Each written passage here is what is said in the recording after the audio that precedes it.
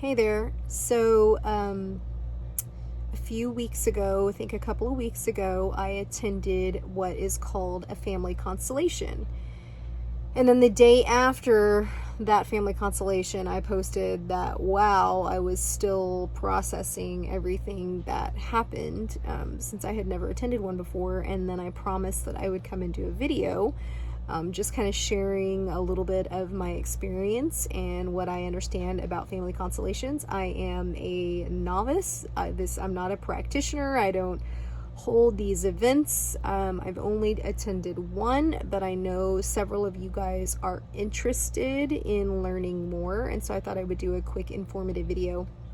So I first heard of family constellations several years back. I was involved in a spiritual community in Austin, and they were talking about doing these events that there's a focus person and you just show up and you may become a family member for this person or whatever, but some sort of healing process that somebody invented or whatever. And just the timing wasn't, I didn't end up attending any of those in Austin.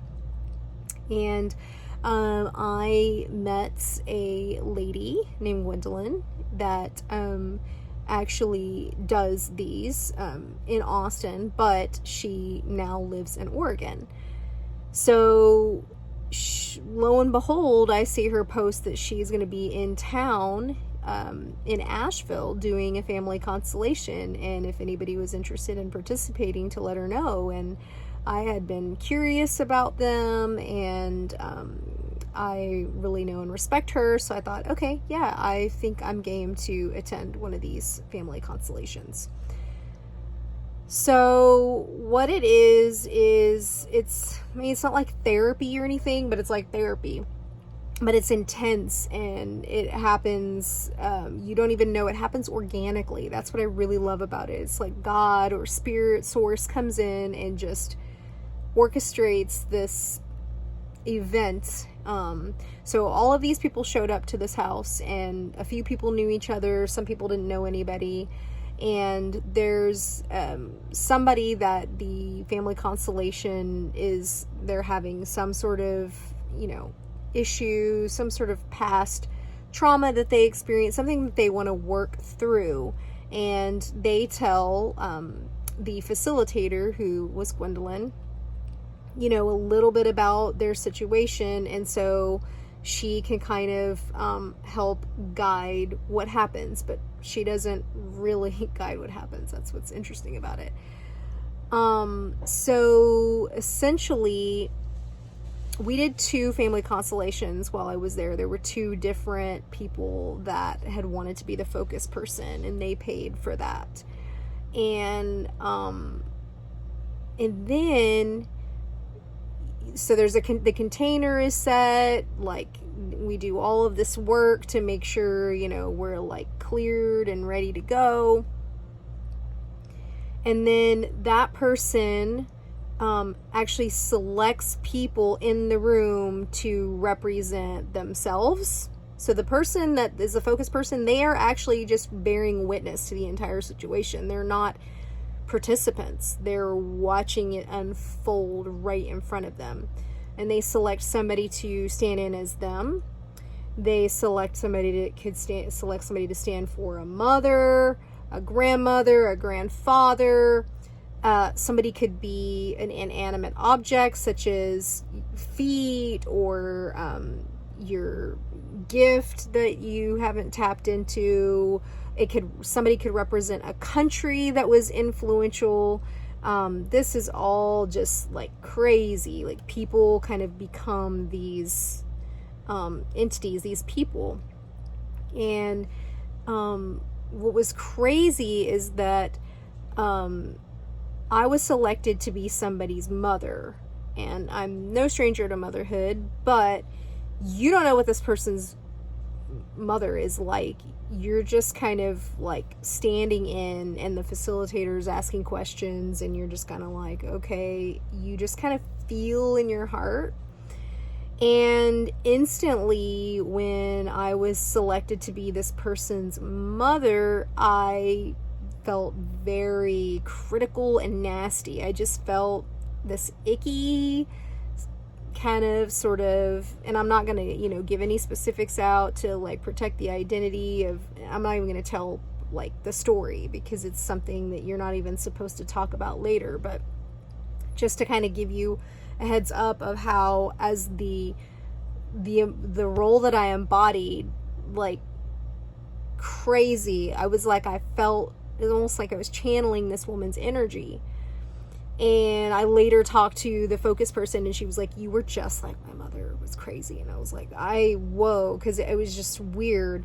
So questions would get asked. Eventually, after what seemed like forever, I was able, as the mother, to receive healing from what the grandmother had and the grandparents had put on me. And then when I was able to receive healing, then the focus person was able to receive healing.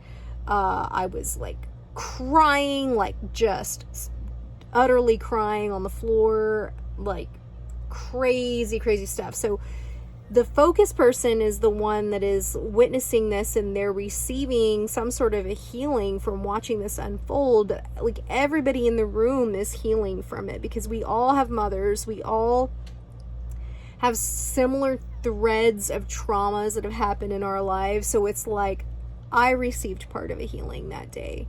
Even though like I don't feel like I'm very much like the mother that I embody, that I was chosen to represent, but the family lineage of things that happen, I could resonate with, the woundedness and the little girl. And so I know this all sounds like mumbo jumbo and very crazy. If you've ever experienced one, you know what I'm talking about. I came home that night and I was just like exhausted. It's like the Whoopi Goldberg, if you've ever watched the movie Ghost, where she channels spirits, and then if spirits come into her, she like feels zapped the rest of the day or for several hours afterwards. That's kind of how I felt. And the next day I was still kind of recovering and drinking a lot of water. I don't feel like this woman is still alive. I didn't nobody's spirit came into me, but for some reason, when I was selected to be the mother, I just instantly knew I was not happy.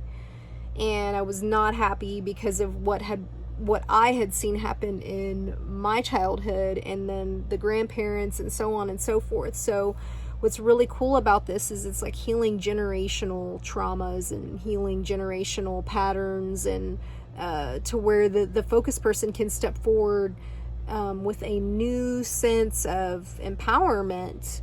Even if they never hear these actual lines from their mom or from their grandparents or whoever it was, you can receive a powerful healing from these sessions. So very, very interesting. I will most likely do it again. I'm very interested in being the focus person at some point, or actually having Eric be the focus person. He's had a lot of trauma in his life. Because of the deep healing and the community healing that takes place. So if you are interested, just look up family constellations in your area, see if there is a practitioner, read up on them, do you resonate with this person's energy as you look at their photo, as you read what they have to say, and then reach out and maybe, see about attending one, because they're really freaking cool. I think that community healing and family lineage healing and stuff that's the healing of the future. That's the deep, intense work that needs to happen so that our future generations can really, really thrive. So thank you for taking the time to watch this video. If you have any specific questions, feel free to post them below. And I'm sorry if I confused you even more, but it's so hard to explain all of the nuances of what I participated in. I'm very grateful for the experience. It was hard, but welcomed, and I feel like there's healing still happening in me from it. So, thanks.